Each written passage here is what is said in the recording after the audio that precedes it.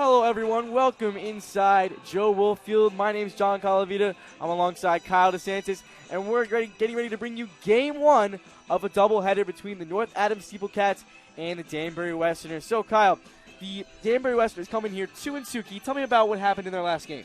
Well, in their last game, it was interesting in terms of how it was run. And all around, there were some home runs on both sides. A two-run home run by Addison Kopak, and there were two solo shots in Harrison Feinberg and Hank Thomas. But again, in the middle innings, the pitching didn't have their command. And then, at least for Danbury's side, they were trying to keep their pitchers preserved for the doubleheader today. And they used a few outfielders. They lost 13-3, and they've lost 2 straight. They're looking to get back in the win column here today.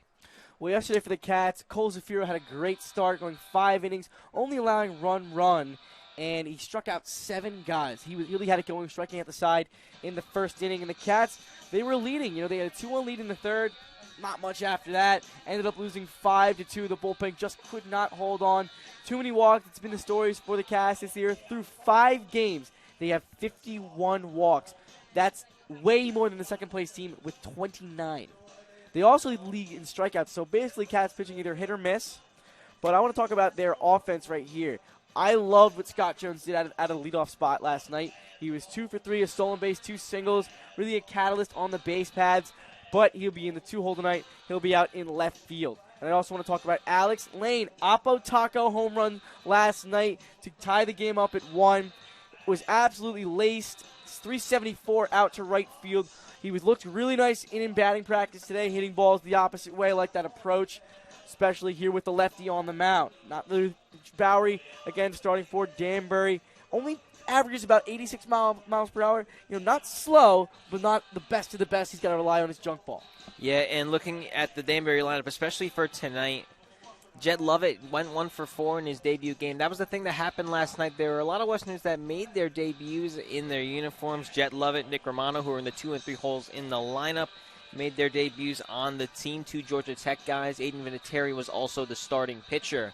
And although he did have some command issues, he was able to get a good amount of strikeouts in his start. And for tonight, it's going to be the lefty Jack Bowery stepping in. He had a great time out of the bullpen in the opening game against Ocean State, where he threw for 3 innings and had a great time on the mound. Got the win in that game. Romano and Lovett, Georgia Tech guys, obviously coming out of the regional. They lost that regional, making that postseason. Georgia Tech, a solid program, a storied history over there. But here we go with the North Adams starting pitcher, Randy Reyes. He's 1 game this year. He's thrown 3 1/3 innings, given up 2 hits, 1 run, no 1 runs. Unfortunately, the 1 run he did give up was a walk-off against Valley. Danny Melnick hitting that single up the middle, giving Valley a win. The Cats, again, having a tough start to this season, 0-5 on the year, still looking for that first W. Yeah, and again, on the Danbury side, they did win their first 2 games against opponents in other divisions. Again, a 5-2 win over Ocean State in the Coastal Division, and then a 6-3 win over Sanford in the North, both at Rogers Park. Then they went on the road, and they did lose 1-2 to the Bristol Blues. And then obviously last night losing 3-13 to the Mystic Schooners. So tonight is game number 5, and it will be game number 6 following this first game of the doubleheader. It'll be games 2 and 3 for the Westerners on the season against their divisional opponents. Yeah, it's a big division matchup right here. These teams will play each other 8 times throughout June and July. I'll be seeing you a lot.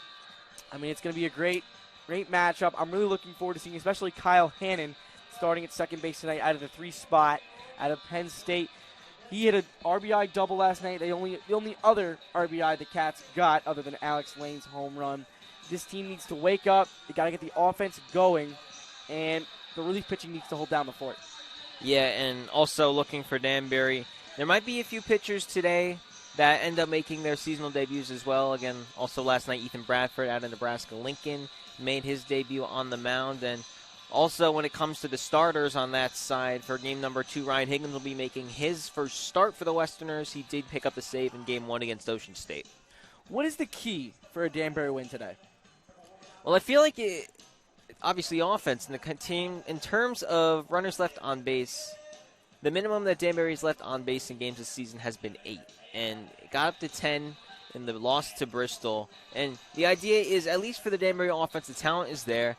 They can get runners on base. It's just you got to drive them in, John. Well, Kyle, again, the key for North Adams today, walks. Got to limit the walks. the offense come alive, hold that lead. This team's reminding me a little bit of the Phillies, not being able to hold the lead, but I think they can turn it around today. They're going to get a great start out of Randy Reyes. He looked amazing against Valley. Just happened to run into some bad luck with a first-team all-conference hitter in Danny Melnick. That walk-off again with the runner on second base to start out the inning. That's always tough for a pitcher, but it's going to be a great game. Got 2 games, 2 7-inning games on tap for today. And let's get into those starting lineups. For Danbury, starting off, we got Jermaine White from St. John's. He'll be starting in center field tonight. Jet Lovett out, the DH from Georgia Tech. He'll bat second. Nick Romano, the shortstop, also from Georgia Tech. He'll bat third. In the cleanup spot, Alex Stone, the catcher from Duke.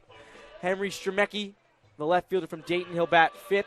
Jake Hyde over at first base from Georgetown. He'll bat sixth. Colby Canales, the third baseman from the University of the Pacific. He'll bat seventh. Billy Gerlot, right fielder from Penn State. He'll bat eighth, and batting ninth, Jackson Taylor, the second baseman from Indiana State. So one more time for Danbury: White, Lovett, Romano, Stone, Stremecki, Hyde, Canales, Gerlot, Taylor, and then on the mound, Jack Bowery, the rising sophomore out of Marist. Yeah, and also looking at the lineup, if you're wondering how the bats look, both White and Lovett are lefty hitters. Romano, a switch hitter. We saw him hit on both the right and the left sides last night when he was a shortstop. Stone and Stremecki are righties. Hyde's a lefty.